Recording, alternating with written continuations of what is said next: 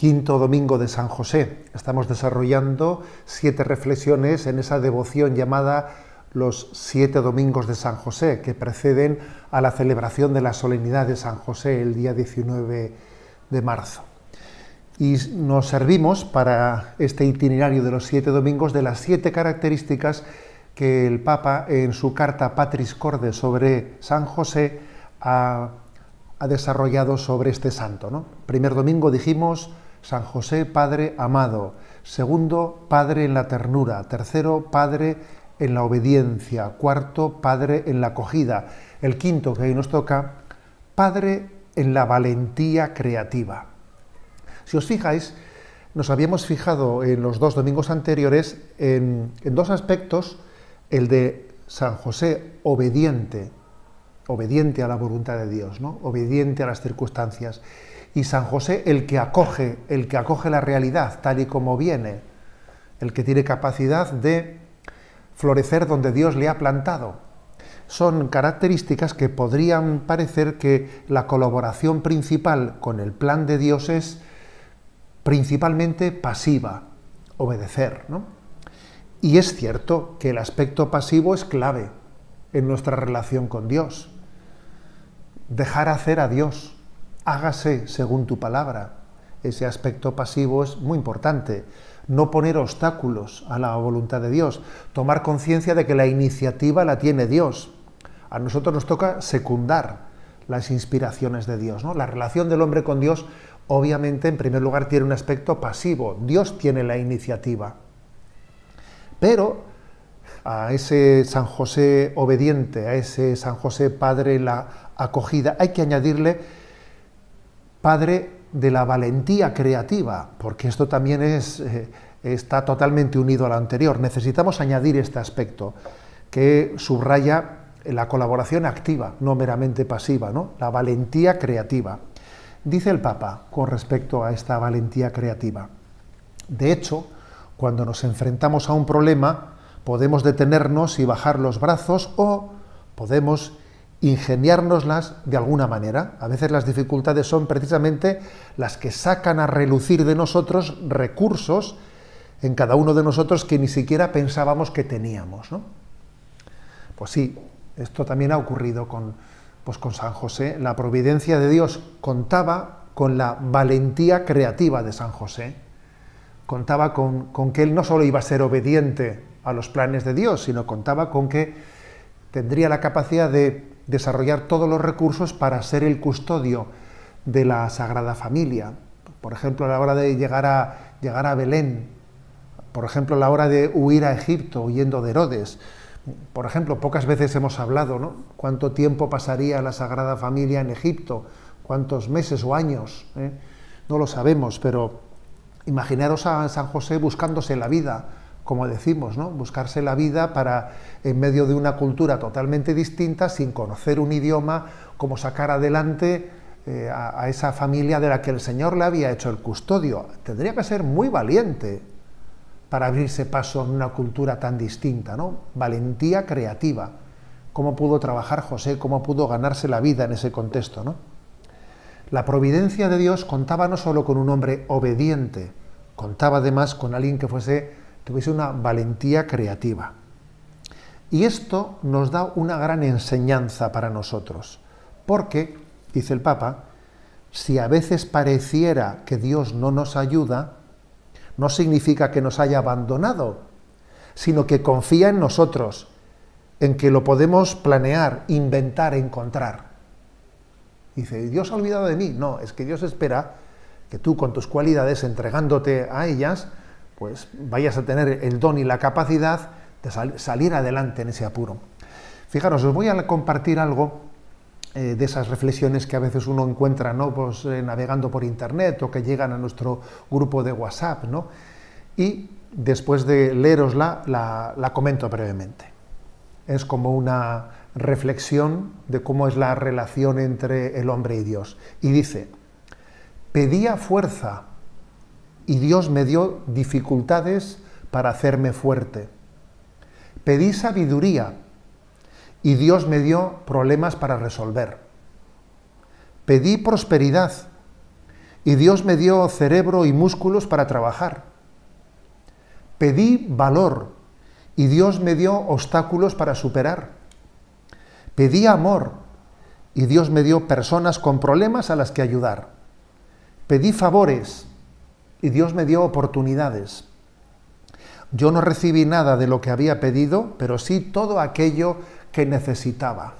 Bueno, la verdad es que esta reflexión, que obviamente si la tomásemos en la literalidad, pues tampoco sería correcta en el sentido de la teología espiritual, porque podía pecar de no reconocer la primacía de Dios, porque Dios, pues claro que puede darnos, y de hecho nos da, fuerza, sabiduría, valor, pero muchas veces su manera de darnos, ¿no?, esos dones es de una manera distinta a la que nosotros lo habíamos pensado, ¿no?, haciendo que se desarrollen, que se pongan en función todas nuestras capacidades naturales.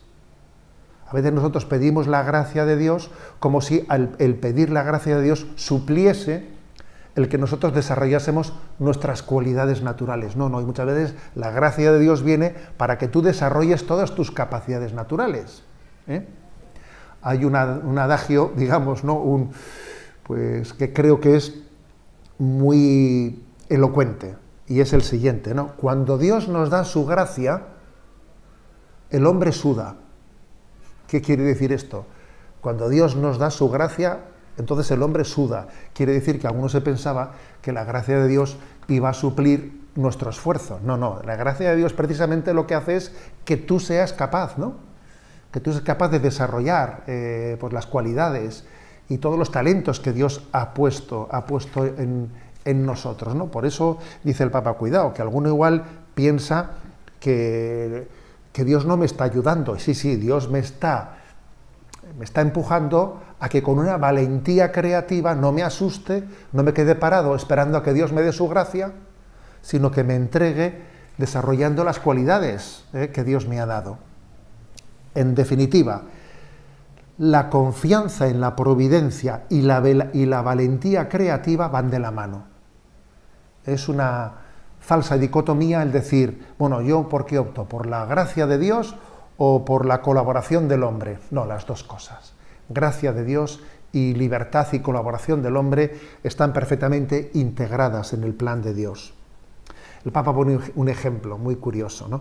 Pone el ejemplo de ese episodio de Lucas, capítulo 5, versículo 17, cuando aquellos amigos del paralítico, para presentarlo a Jesús, montaron allí la marimorena, ¿no? Le bajaron del techo, subieron al techo, desmontaron el techo, le bajaron con unas cuerdas allí delante de Jesús. Hay que ver qué audacia tuvieron, qué obstinación, no pararon hasta conseguirlo. No pararon hasta ponerlo delante de Jesús.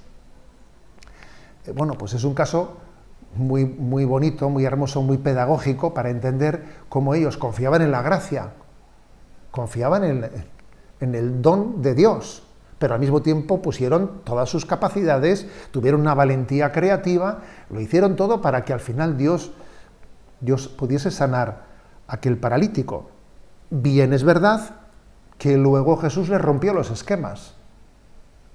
Porque cuando ellos pensaban que Jesús lo primero que iba a hacer era curar al paralítico, Jesús empezó por decir, hombre, tus pecados quedan perdonados.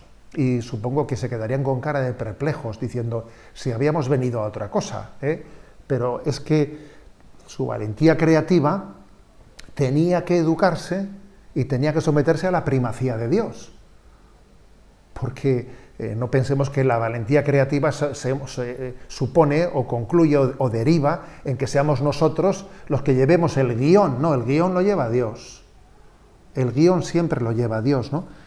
Y entonces nosotros tenemos que aprender a dejarle a Dios ser Dios.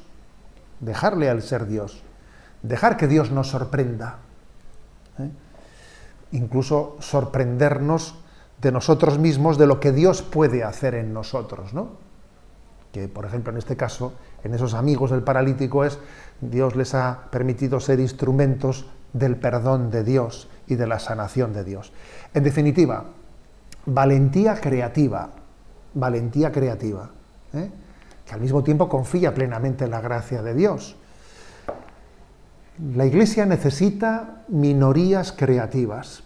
Quizás vamos hacia un futuro en el que igual la Iglesia en muchos lugares, en muchos países, no va a conformar la mayoría de la sociedad. Quizás seamos una minoría, pero lo importante es que seamos una minoría significativa, una minoría creativa, capaz de ser fermento y de transformar la cultura.